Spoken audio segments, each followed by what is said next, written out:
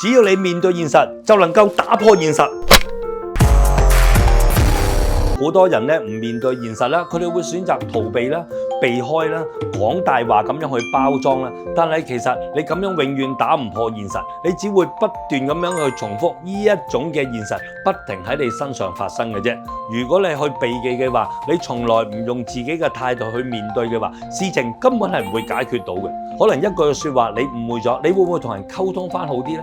又或者可能咧，我只不過喺外邊聽翻嚟個説話，喂，係咪真嘅呢？係咪因為聽咗一句説話我就同佢誤解咗呢？其實你有冇願意真心咁樣同對方去溝通？嗱，對方點樣回應你控制唔到，但係如果你唔作出呢一個打破現實嘅回應嘅話，你就永遠都打破唔到這一個世界範疇嘅框框啦。咁你自己心裡面嘅壓抑啦，或者係心裡面嘅情緒，甚至乎裡面嘅一啲嘅垃圾咧，就會慢慢咁樣去清除。